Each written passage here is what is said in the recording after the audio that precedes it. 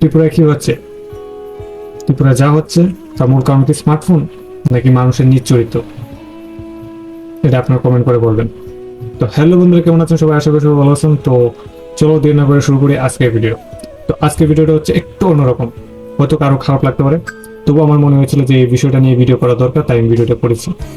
Actually সমাজে কিছু mail ও female মানুষরা, আমি একজন কাউকে উদ্দেশ্য করে বলছি না, আমি আবারও বলছি, কিছু মেল ও ফিমেল কিছু মানুষরা সমাজের যে ঐতিহ্য বা সমাজ ব্যবস্থাটাকে কুলুষিত করছে। এখন এই ফটোটা দেখো, একজন শিক্ষক, সমাজের শিক্ষার মেরুদণ্ড, যার হাত ধরে অনেক শিক্ষার্থী নিজের উজ্জ্বল ভবিষ্যৎ গড়ার জন্য শিক্ষকের সাহায্য নেয়। সেই জায়গায় দাঁড়িয়ে একজন শিক্ষক হয়ে এইরকম জঘন্য ব্যবহার, মানে যার হাত ধরে প্রদীপ জ্বালাবে সেই প্রদীপটাই বা যার হাত সেটাই নোংরা। প্রাচীনকালের শিক্ষা ব্যবস্থায় শিক্ষকদের স্থানটা দেওয়া হতো পিতৃতুল্য বা গুরুর স্থান দেওয়া হতো, কিন্তু বর্তমান আধুনিক প্রযুক্তিগত শিক্ষা ব্যবস্থায় শিক্ষকদের স্থানটা দেওয়া হয় বন্ধুত্বপূর্ণ। আসলে বন্ধুত্বপূর্ণ কেন দেওয়া হয় জানো?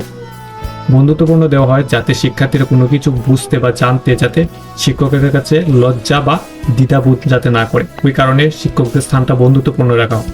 কিন্তু এই ফটোটা দেখে আমার মনে হয় যে এই শিক্ষার্থী বা এই মেয়েটা শিক্ষকের সাথে এতটা ফ্রেন্ডশিপ হয়ে নিয়েছে যে কোনো বিষয় জানতে বা বুঝতে সরাসরি শিক্ষকের কুলে গিয়ে বসে পড়ে।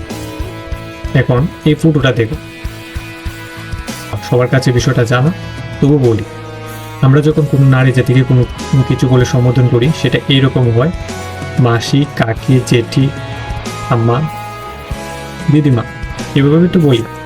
আসলে এই নামগুলো হচ্ছে ছোট্ট নাম, তার প্রকৃত নাম হচ্ছে মাসি মা, কাকি মা, জেঠি মা, দিদি মা, পিসি মা, এভাবে হয়।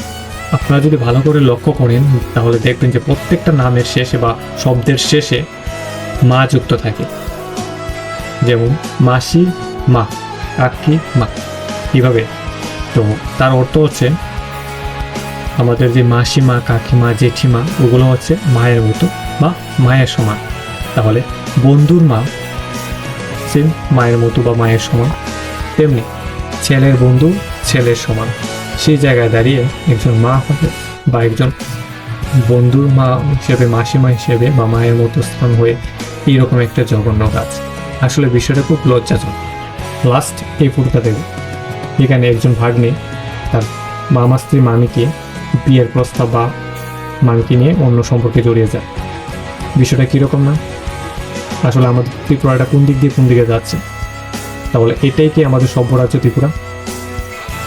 আমি এই বিষয়টা নিয়ে ভিডিও করছি কারণ সমাজে কেউ না কেউ এই বিষয়টা নিয়ে প্রতিবাদ করতে হতো, কিন্তু দুঃখের বিষয় এইটা যে সমাজের কেউই এই বিষয়টা নিয়ে কোনো প্রতিবাদ করেনি, যার ফলস্বরূপ আমাদের সুন্দর রাজ্য ত্রিপুরা দিন দিন অবনতি এবং সমাজে খারাপ প্রভাব সৃষ্টি করছে বা খারাপ প্রভাব তৈরি হচ্ছে।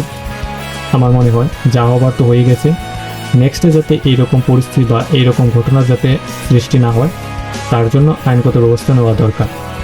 তাহলে আমাদের সমাজ ব্যবস্থাটা সুন্দর এবং সুশীল সমাজ ব্যবস্থা পরিণত হতে পারবে। ধন্যবাদ।